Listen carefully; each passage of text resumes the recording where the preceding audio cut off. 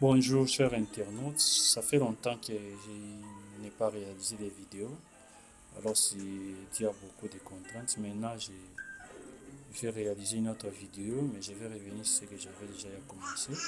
Aujourd'hui je suis là pour vous présenter comment on peut configurer PHP Desktop. PHP Desktop c'est juste un conteneur qui nous permet de réaliser des applications standalone PHP avec vous pouvez réaliser votre application avec un framework, Laravel, Codinter, Symfony et tout ça. Moi, je vais vous montrer comment configurer PHP Desktop avec Codinter et avec des erreurs qui peuvent venir.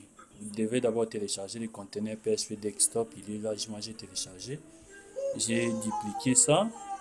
Je vais renommer mon projet PHP Desktop. Une fois téléchargé, vous allez voir, je vais renommer ça.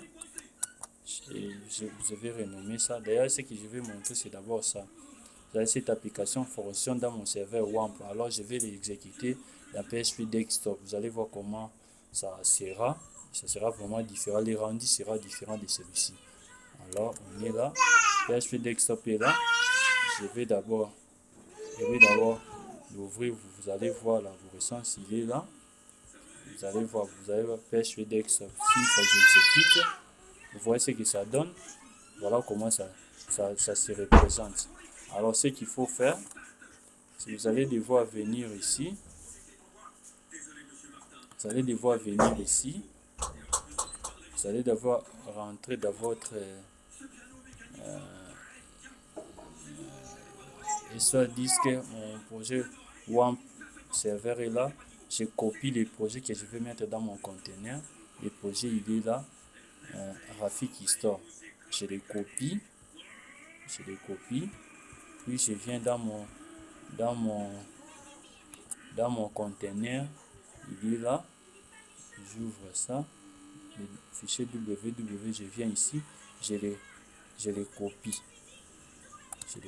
Pouf. Je les copie.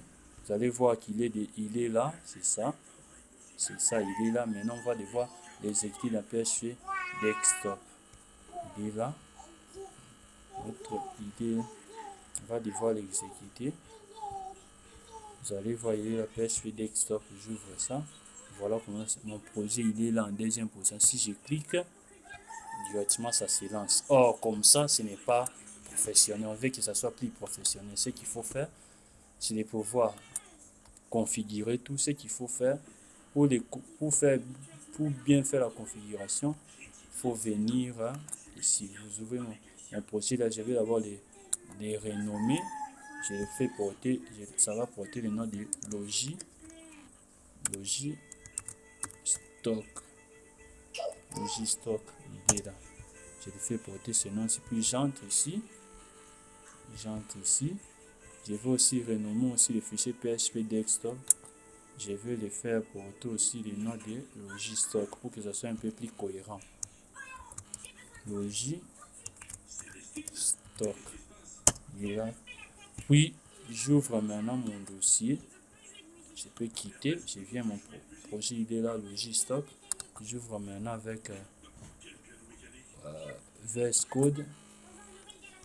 J'ai ouvert, il est là. Voilà, le VS Code est ouvert.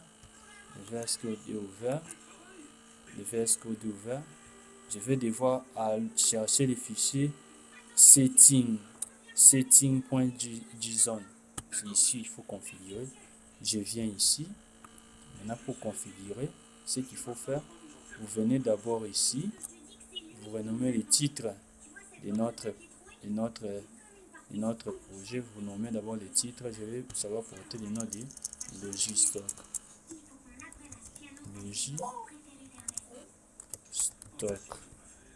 Porter le titre de Logistock. Ça vient ici. On vient ici dans www. On met le chemin d'accès. Dans notre projet www, c'est là où c'est couche notre projet. Il est là dans www. Dans www, il est à www là. On va choisir les projets. Notre projet il est là, Rafiki Store. On met slash, chemin vers notre projet. Rafiki Store. Il est là. Puis, enfin, qu'est-ce qu'on va faire? C'est tout. Maintenant, on a déjà confirmé notre fichier settings. On vient maintenant à notre projet. Il est là. On va encore ouvrir pour voir ce que ça donne. Vous allez voir la configuration a marché normalement. Dans la configuration marche normalement. Maintenant, ce qu'il reste, c'est de pouvoir résoudre l'erreur ici.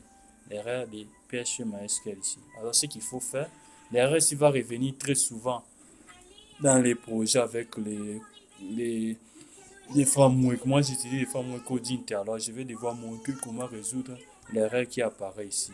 Cette erreur ici, la manière dont je vais résoudre ça, ça sera la même façon que vous allez résoudre ça avec d'autres frameworks. Alors, ce qu'il faut faire, on rentre dans notre projet qu'on avait ouvert dans Visual Code. On cherche les fiches. On part dans fichier PHP. On cherche les fichiers php.init. php.init, il est là. php.init, il est là. On clique ici, c'est pour résoudre cette erreur ici. Qu'est dit l'erreur? L'erreur, dans l'erreur, on nous dit quoi? php.mysql.dd, les modules spécifiés est introuvable. Donc, on n'arrive pas à trouver les modules de ces fichiers php.mysql.dd. Donc, ça veut dire même si vous téléchargez ça, vous mettez ça dans les fichiers est.php, ça va, les erreurs ici ne vont pas se résoudre. Dans d'autres, ça peut résoudre, dans d'autres, ça ne va pas résoudre. Mais très souvent, ça ne se résout pas. Les miens, afin de résoudre cette erreur, c'est de pouvoir venir ici dans le fichier php.init, vous commentez ça. Vous commentez ça. Voilà, moi je vais commenter ça. Je commente ça. Vous allez voir que l'erreur va disparaître. Je rentre ici. Mon projet là, l'erreur est toujours là. Ce que je fais clic droit.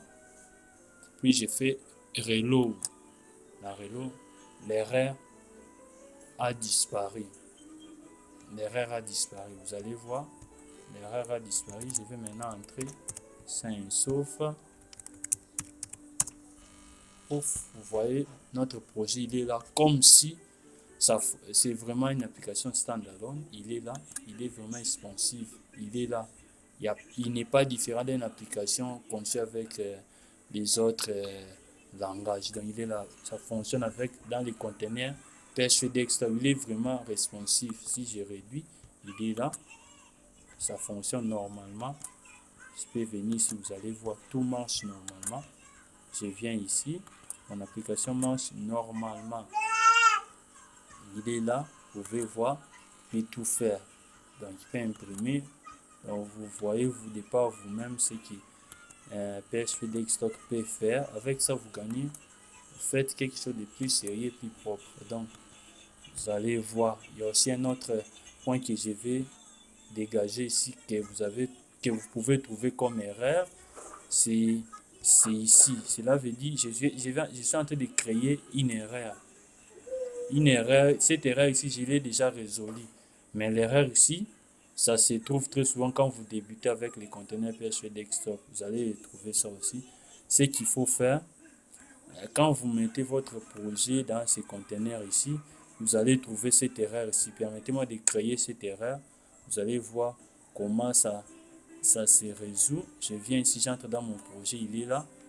Dans les fichiers virus, moi, il ne faut pas suivre la brossage de mon projet, il est un peu différent, mais votre brossage va vous permettre aussi de bien faire les choses. Je suis ici dans config. Je suis très souvent, vous n'allez pas trouver, vous allez trouver dans votre fichier Codinter, quand vous copiez, ça va se présenter comme ceci. Nil. Normalement, c'est comme ça. Alors, je vais actualiser les projets. Vous allez voir ce qu'on va me dire. Il n'y a pas toujours erreur. Il n'y a pas toujours erreur. Ce qu'il faut faire, je vais fermer ça pour l'ouvrir. J'ai fermé l'application. Puis, je vais ouvrir ça. Je suis là. Je viens d'ouvrir. Voilà, cette erreur-ci. Vous avez vu comment l'erreur a donné. L'erreur ici revient très souvent quand on configure pour la première fois. Alors, ce qu'il faut faire, on dit message mkdir invalide path. Driver session file driver 136. Ce qu'il faut faire, il faut venir dans ce fichier ici. Ce qu'il faut faire pour résoudre ça, on va revenir, on vient ici. On vient ici dans notre projet, il est là, il est déjà ouvert. On vient ici, on annule d'abord le nil. On fait, on a, que dit les messages, on dit quoi? On dit quoi? Driver, session file driver. Donc, on n'arrive pas, donc il y a erreur. On n'arrive pas à trouver les fichiers, les chemins de session.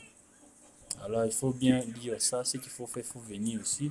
Vous venez dans config, l'option session save. Il faut mettre base path. Base path, ça veut dire chemin de base que vous mettez, parenthèse, vous venez ici, vous mettez, il faut mettre la session, mis session, vous allez voir le reste, il va se résoudre. Voilà, j'ai mis session, base path, session. Vous allez voir le reste, il va disparaître. Du coup, quand je viens ici, je vais faire ceci, pouf, l'erreur